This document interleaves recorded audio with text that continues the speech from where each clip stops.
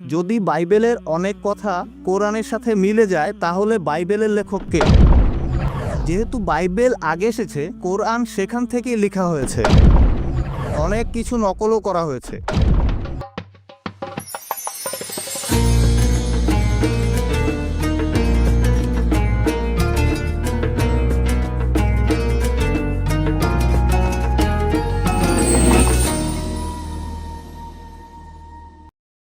কোরআন আল্লাহ তাআলার পবিত্র গ্রন্থ।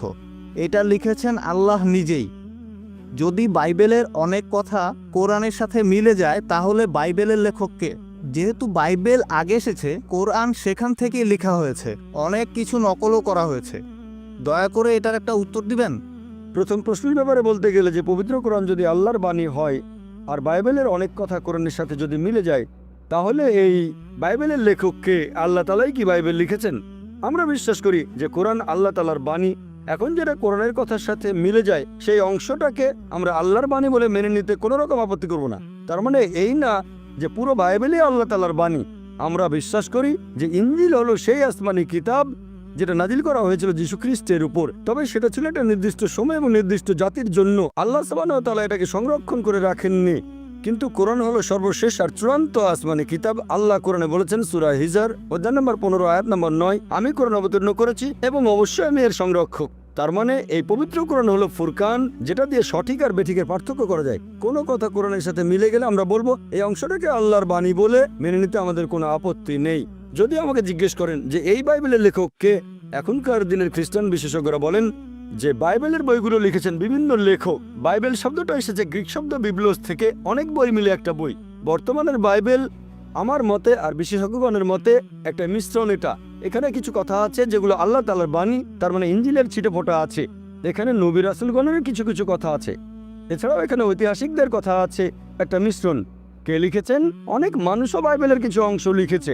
খ্রিস্টান বিশেষজ্ঞরা বলেছেন জন, ম্যাথিউ। আসলে গসপেল জনের মত অনুযায়ী, গসপেল ম্যাথিউর মত অনুযায়ী, গসপেল লুকের মত অনুযায়ী। আর কোরআন আমাদের বলছে সেই গসপেল যেটা যীশু খ্রিস্টের মত অনুযায়ী। আমরা বিশ্বাস করি ইনজিলে যেটা নাজিল হয়েছিল যীশু খ্রিস্ট বা ঈসা আলাইহিস সালামের উপর। তবে এখনকার বাইবেল পাবেন গসপেল ম্যাথিউয়ের মত অনুযায়ী, গসপেল মার্কের মত অনুযায়ী, গসপেল লুকের মত অনুযায়ী, গসপেল জনের মত অনুযায়ী। আমরা বিশ্বাস করি সেই গসপেলে যেটা যীশু খ্রিস্টের মত অনুযায়ী। এমনকি খ্রিস্টান বিশেষজ্ঞরাও বলেন এই বাইবেল লিখেছে বিভিন্ন মানুষ। তাহলে আমরা পুরো বাইবেলটাকে মানতে পারি না আল্লাহ তাআলার বাণী বলে।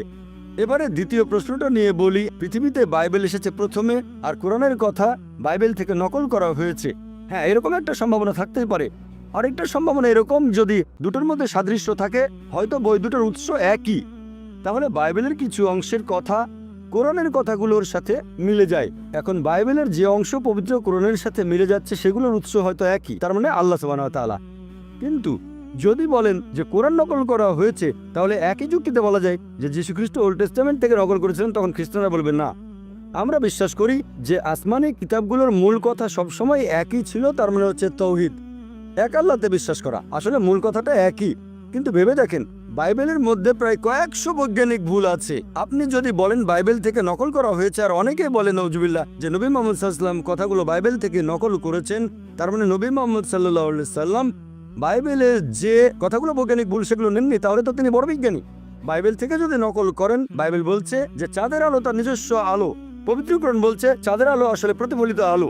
বাইবেল বলছে জেনেসিস অধ্যায় 1 অনুচ্ছেদ 16 থেকে 19 চাঁদের আলো তার নিজস্ব আলো। আর কোরআন বলছে সূরা ফুরকান অধ্যায় 25 আয়াত নম্বর 61 চাঁদের আলো হচ্ছে প্রতিফলিত আলো। তাহলে নবী মুহাম্মদ সাল্লাল্লাহু আলাইহি সাল্লাম তিনি বাইবেল থেকে নিয়ে সেটা শুধরে দিয়েছেন, আর বললেন না এটা নিজস্ব আলো না প্রতিফলিত আলো।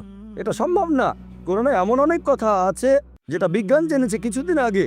কোরআন সেটা 1400 বছর আগে বলেছে। কোনো মানুষের পক্ষে এগুলো লেখা সম্ভব না। কোরআনে যে কথাগুলো আছে কোরআন কখনোই নকল করা হয়নি। এজন্য আমার ভিডিও ক্যাসেট দেখেন বিজ্ঞানের আলোকে কোরআন ও বাইবেল, সেখানে বিস্তারিত জানতে পারবেন।